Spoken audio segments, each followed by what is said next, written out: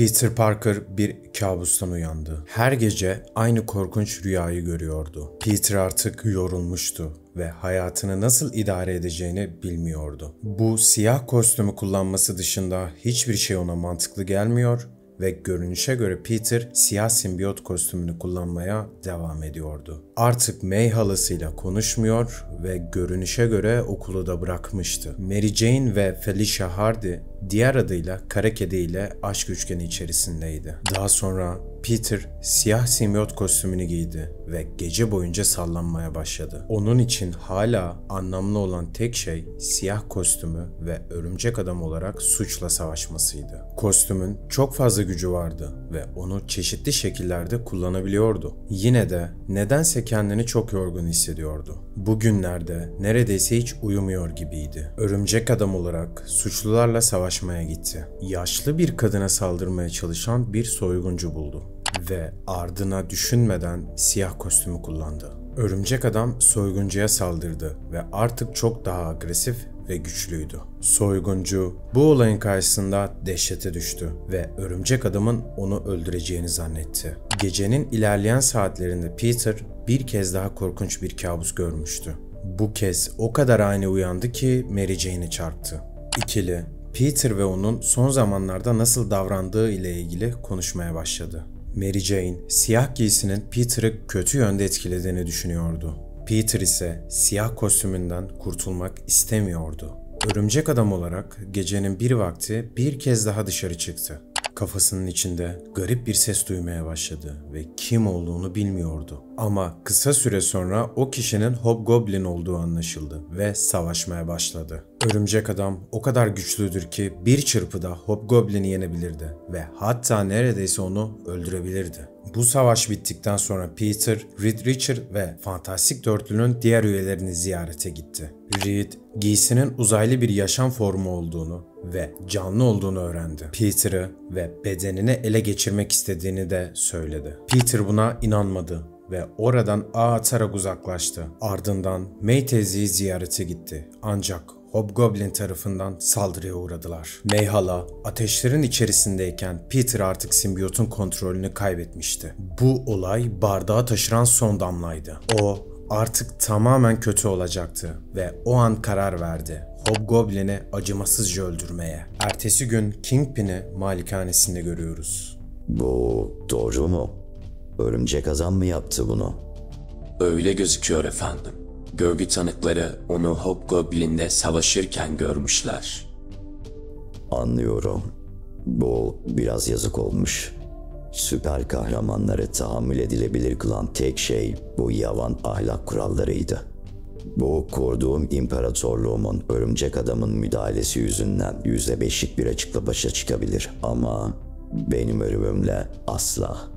Dedikten sonra bazı kiralık katilleri örümcek adamın peşine düşüp onu yakalamaları için görevlendirdi. Öte yandan ise J. Jonah Jameson örümcek adamın bir katile dönüşmesine çok öfkelendi ve onu herkesin önünde utandırmak istedi. Bu arada Peter artık tamamen simbiyot tarafından tüketilmeye başlamıştı. Artık simbiyot onunla konuşmakta ve Hobgoblin'i öldürdüğü için kendini suçlu hissedip hissetmediğine karar vermeye çalışmaktadır. Kostüm ona yeni hayatını kabul etmesi gerektiğini söyledi. Bu olaydan kısa bir süre sonra örümcek adam Daily Bugle'a gidip camdan içeri girer ve Jameson'ın iki kolunu da kırar. Artık örümcek adam tamamen deforme olmuştur. Venom'un biraz farklı bir versiyonuna benzemektedir. Örümcek adam kendisi hakkında kötü yazılar yazmaya devam ederse Jameson'ı öldüreceğine söz verir. Daha sonra örümcek adam hem Shocker hem de Scorpion tarafından saldırıya uğradı. Bu kötü adamlar Kingpin tarafından örümcek adamı öldürmek için kiralanmışlardı. Örümcek adam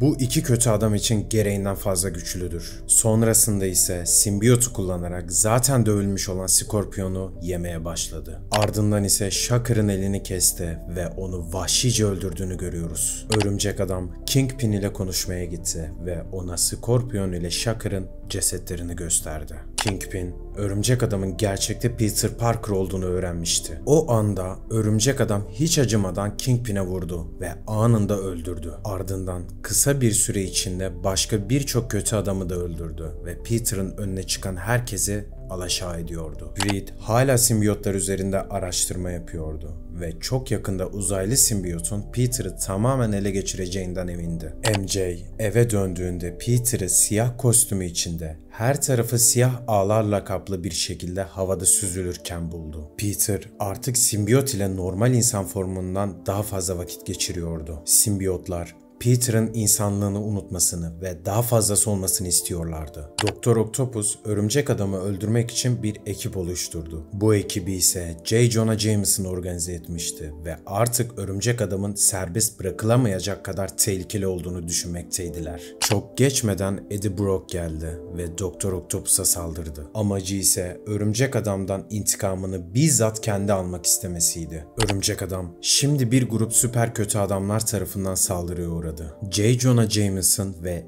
dev bir robot kıyafeti tarafından yönetiliyorlardı. Ayrıca Doktor Octopus'un yerine intikam almak isteyen Eddie Brock almıştı. Eddie, Doktor Octopus'un intikam almak için kullandığı dokunaçları ele geçirmiş ve kendi kullanıyordu. Bu büyük savaş çok acımasızdı. Örümcek Adam artık bir canavara dönüşmüş ve ormanda kötü adamları bir avlamaktaydı. Artık çok acımasızdı ve geri adım atmıyordu. Kraven ve J. Jonah Jameson hariç herkesi öldürdü. O anda dev robotun içinde olan Jameson elektrik vererek Peter'ı simbiyottan ayırdı. Peter artık özgürdü ve Jameson onu kurtarmıştı. Jameson Peter'a gerçekten yardım etmek istedi ve onun bu durumundan faydalanıldığını anladı. Peter artık iyileşmeye başlıyordu. Hala simbiyotun yakında olduğunu ve onu tüketmek istediğini hissediyordu. Bu sırada uzaylı simbiyotu Baxter binasına girdi ve Reed Richards'a bağ kurdu. Artık süper güçlü simbiyot dünyayı yönetmeyi ve herkesi kendi gibi simbiyotlara dönüştürmeyi planlıyordu. Peter ise iyileşmeye çalışıyordu.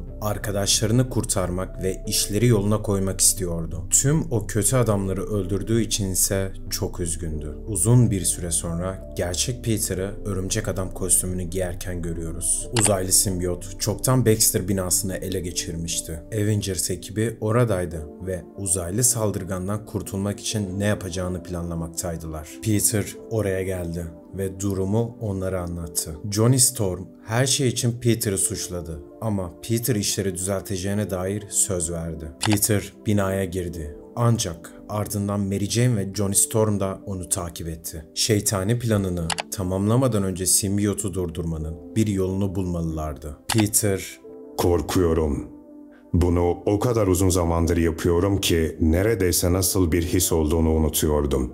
Bu şeyin beni tekrar kullanmasına izin vermeyeceğim. Ama bu beni çoktan etkiledi. Ruhuma işlenmiş gibi hissediyorum. Daha doğrusu ruhumda gömmek istediğim bir şeyi açığa çıkarmış gibi." dedikten sonra Peter simbiyotlarla konuşabileceğini ve onları durdurabileceğini düşündü. Peter simbiyotları durdurmak ve Reed Richards'ı kurtarmak istiyordu. Simbiyot artık tamamen güçlenmişti ve Reed'in güçleriyle birlikte daha da güçlü olmuştu. Bu sırada Sue diğer Avengers ekipleriyle savaşmak zorundaydı. Çünkü hepsi simbiyot tarafından ele geçirilmişti. Hepsi Sue'nun peşinden geliyor ve onu öldürmeye çalışıyordu. Peter, Mary Jane'in de bu korkunç savaşta öleceğinden korkuyordu. Peter sonunda simbiyotu durdurmaya geldi. Örümcek Adam tüm güçlerini kullandı. Aslında o kadar da güçlü değildi ama simbiyotu durdurmak zorundaydı. Sonunda onunla yüzleşti ve kendini simbiyota teslim edeceğine söz verdi. Hem de tamamen. Tam bu noktada simbiyot Reed'i terk etmeye karar verdi. Ancak vücudundan çıkarken onu öldürdü. Peter bir arkadaşını daha kaybettiği için üzgün bir şekilde çığlık attı. Reed binadan düştü ve yere çakılmıştı. Sue ise kocası öldüğü için çok üzgündü ama yine de savaşmak zorundaydı. Peter simbiyottan kaçıyordu ama sonrasında ise simbiyot onu ele geçirmeye başladı. Simbiyot Peter'ı tüketirken bir şeylerin çok yanlış olduğunu fark etti ve işte o anda Peter ve Johnny'nin yer değiştirdikleri ve görünüşlerini maskelemek için ise bir cihaz kullandıkları anlaşıldı. Simbiyot aslında Johnny Storm'u tüketmeye çalışıyordu ve işte o anda Johnny tüm gücünü kullanarak ve binadaki simbiyotların hepsini yaktı. Sonunda simbiyot ölmüştü. Peter ve Mary Jane sonunda savaşın sona erdiğine